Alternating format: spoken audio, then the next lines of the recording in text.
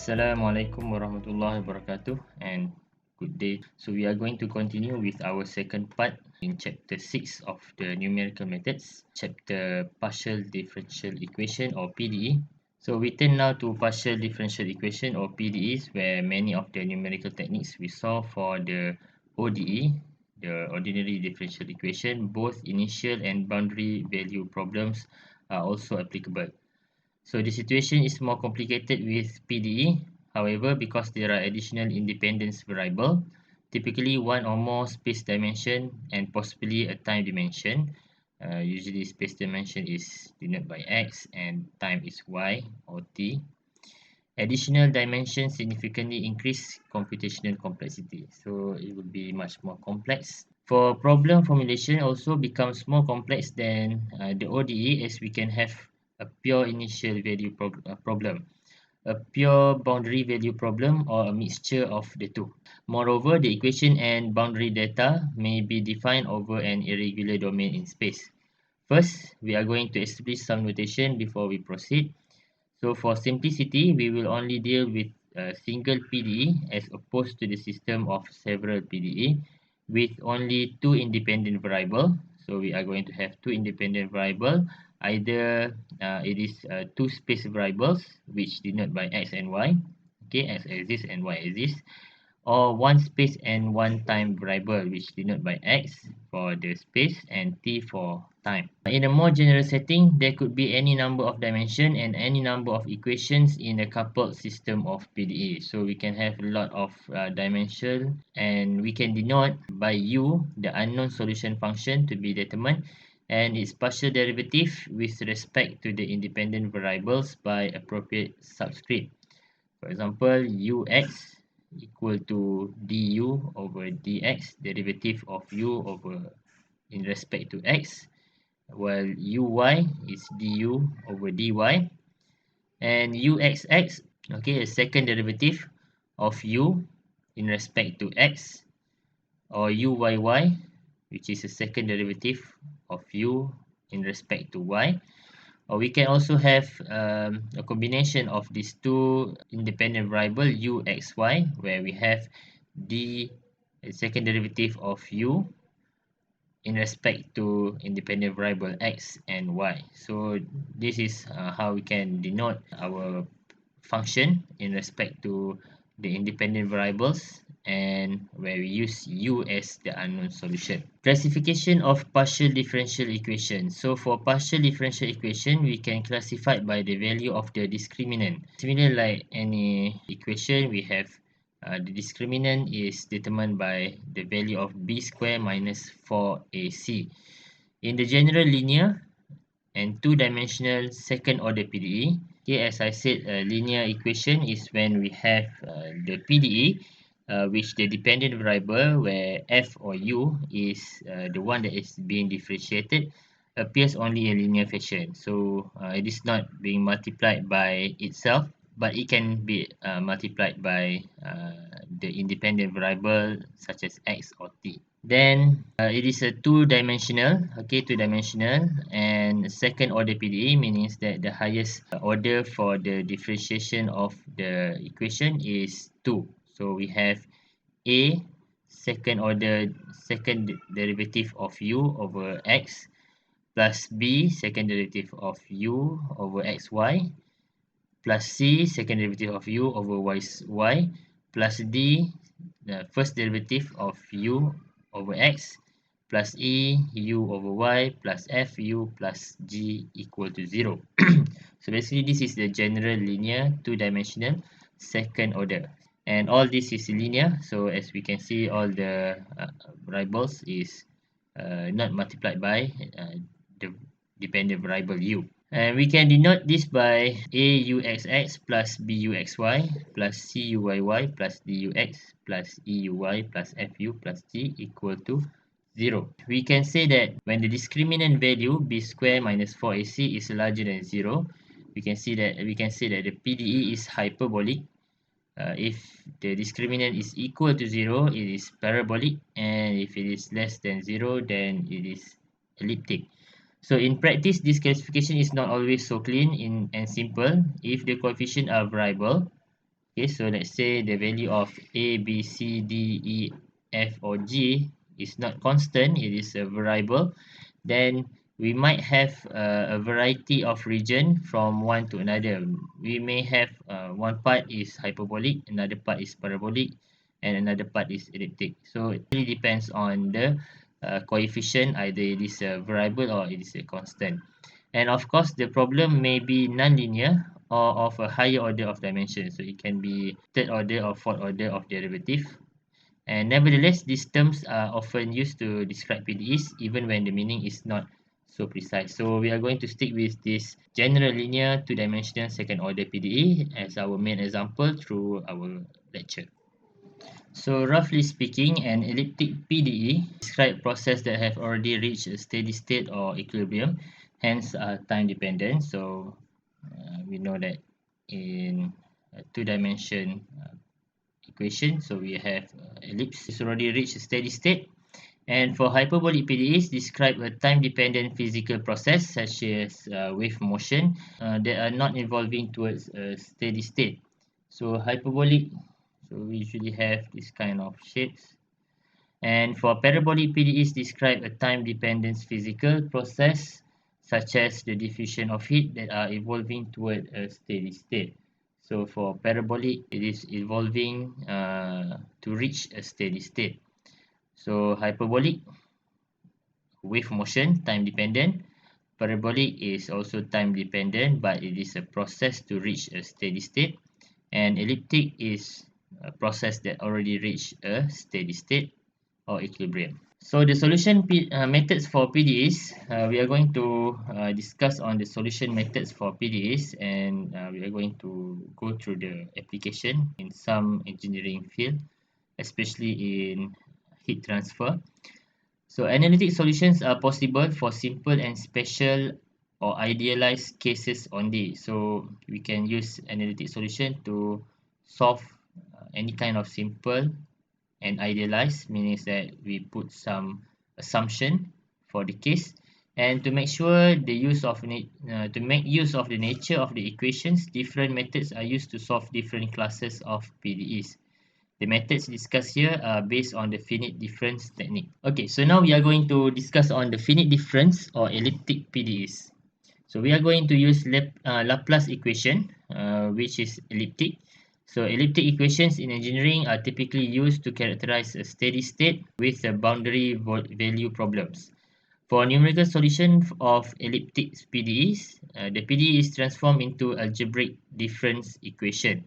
So we are going to use algebraic equation, and because of its simplicity and general relevance to the most areas of engineering, we will use a heated plate as an example for solving elliptic. So usually it's just one plate where we are going to set the temperatures at the boundary of this plate. So elliptic equations, okay, a second order linear PDE with two independent variables, let's say x and y. So this would be a space variable, x exists and y exists, where we have a u x x plus b u x y plus c u y y plus d equal to 0, where a, b, and c are functions of x and y, and d is a function of x, y, u, ux, and uy. So for elliptic equations, okay, the discriminant b square minus 4ac will be less than 0. Okay, using Laplace equations, we are going to apply this equation to solve some engineering problems. Okay, such as studying the steady state distribution of heat in a body. Let's say, for the example, the heat plate. Studying the state distribution of electrical charge in a body. Okay, and we have this example here. Second derivative of t in respect to x and y over x plus second derivative of function t over y equal to fxy, where t is the steady state temperature at point xy. So we have the coordinate location x and y, while fxy will be the heat source or the heat sink. As a continuation, okay, we are going to use a equal to 1 and b equal to 0 and c equal to 1 for this equation. and we are going to get b square minus 4ac is equal to -4, which is less than 0, meaning that this equation is elliptic. Okay, elliptic equation. So temperature is a function of the position of x and y, and when no heat source is available, so we are going to assume that fxy will be equal to 0. So to solve a heat plate problems, okay, or heat transfer problem, we are going to use grid to divide the regions of interest, or ROI. Since the PD is satisfied at each point in the area, it must be satisfied at each point of the grid. So we should be able to determine the value of the temperature for each point uh, on the grid.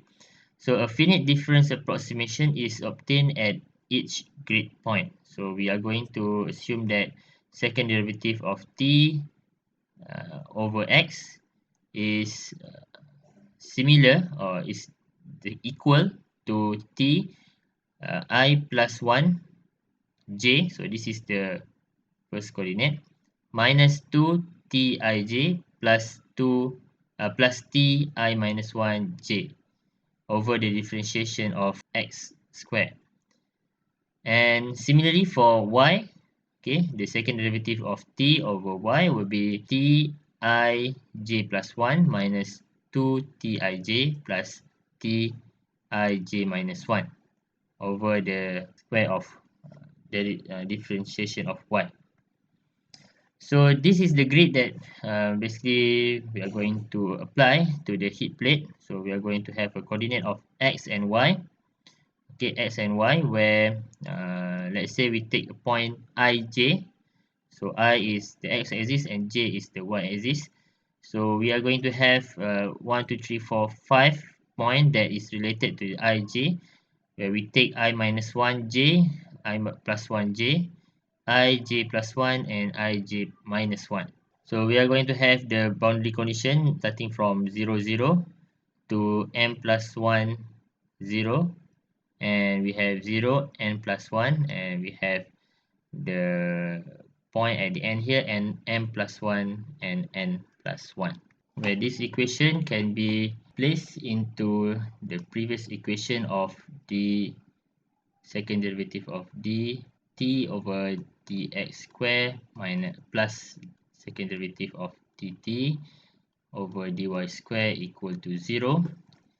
So we can replace this equation and this equation, where we are going to obtain this t I plus 1 j minus 2 t I j plus t I minus 1 j plus t I plus j plus 1 minus 2 t I j plus t I j minus 1, okay, equal to 0. So using the Laplacian difference equation, we are going to assume that delta x equal to delta y is equal to h, okay, and we are going to obtain the equation t I plus 1j plus t I minus 1j plus t I j plus 1 plus t I j minus 1 minus 4 t I j is equal to 0. So this is going to be a very simple equation, and this relationship, which holds for all the interior points on the plate, is referred to as the Laplacian difference equation. In addition, okay, the boundary conditions along the edges of the plate must be specified to obtain a unique solution. So the boundary condition, the xy here, all the four sides of the plate must be specified, and the simplest case is where the temperature at the boundary is set at a fixed value. Okay, we put a fixed value a, b, c, d for all the boundary for boundary, and we call this as a Dirichlet boundary conditions, and we are going to look at some examples after this. Okay, so this is the point that have been used in the equations, where we have t I minus 1, okay, t I plus 1j, okay, this point, plus ti minus 1j, this point, plus tij plus 1 plus tij minus 1 minus 4tij is equal to 0. So basically this is, we can look at this as an equilibrium, okay, where we know that an elliptic equation is when the process already reached a steady state.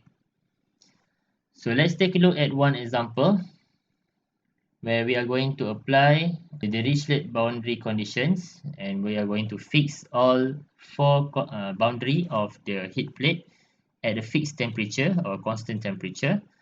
So for in this example, we are required to determine the steady state temperature at all points of the heated sheet of metal. So we are going to divide this into 5 times 5 grids, okay, starting from here, the first point. So 1, 2, 3, 4, 5. 1, 2, 2, 3, 1. Okay. And the edges of the sheet are kept at a constant temperature. So this is going to be very important in order to solve this equation. So we are going to have the constant temperature 175 degrees, 0 degrees, and 50 degrees. So looking at this temperature, we know that the heats are going to be transferred from 100 to 0, 75 to 0, and 50 to 0, but in certain manner that we are going to solve using the PDA. Okay, so by dividing into 5 times 5 grids, so we are going to have 0.00 here. So this is 0.00, 0.01, 1, 2, 3, 4, 5. Similarly, this is 0.4. Here we have 1.4. So basically, all the points at the boundary is already known. So all these 16 points, the temperature is constant, 75, 150, and 0. However, for the 9 points that we have inside the grid is unknowns, and we need to solve this using PDE of elliptic equation. So these are going to be the coordinates of x, y of the points, okay, 1, 1 until 3, 3. So we know that the blue points is already known with the constant temperature, okay, including the one at the edge. So we are going to neglect the one at the edge, okay, and we are going to find the unknown 9 points that is inside the heat plate. Okay, so first we are going to form the first equation, where the first equation we can easily obtain using the previous equation that we have here, ti plus 1j plus ti minus 1j plus tij plus 1 plus tij minus 1. Basically, we are going to add all the 4 points in the proximity of the center point that we want to find, minus 4 tij, okay, minus 4 multiplied by the center point that we want to solve. So the first equation can be easily created using the first point. We are going to use the first point will be T13. So we are going to use this point first, T13. So the point that is going to be related will be this point. Okay, 1, 2, 3, 4. So T03 is 75. Okay, T14 is 100. It is known. T12 is unknown, so we are going to left as it is. T23 is also unknown. We are going to left as it is. And T13 is also unknown. So we have 3 unknowns in the first equation. And it is equal to 0. And we can create the same, we can repeat the same process for the next point. Okay, for point T23. So we can replace the values of the known and unknowns. So T13 is unknown, T24 is known 100. Okay, T33 is unknown, T22 minus 4 T23 equal to 0. So now we have two equations and we are going to repeat the same process for all 9 points.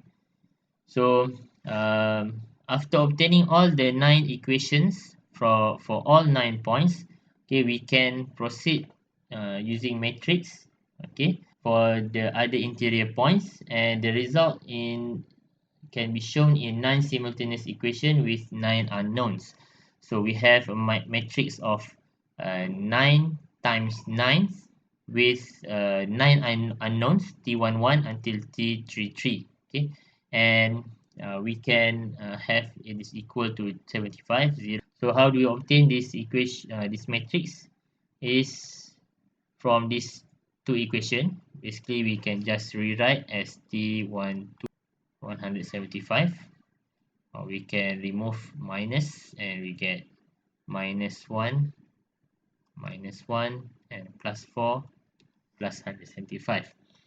So the same can be done for all the 9 equation, and once we have this matrix, so we can easily solve this matrix either using simply using Excel or MATLAB. So I'm going to show solution. Okay, in Excel we can use Excel. We can just insert all the value that we have for all the unknowns. Okay, and just insert 0 for the empty cell. So by multiplying the inverse matrix of let's say the matrix A with matrix B, we are going to obtain the value for all the temperature in the interior points from T11 to T33. Yes, as this value. So now we finish with the elliptic equations. So we are going to proceed with the next part, parabolic PDE of parabolic equations, in the next video.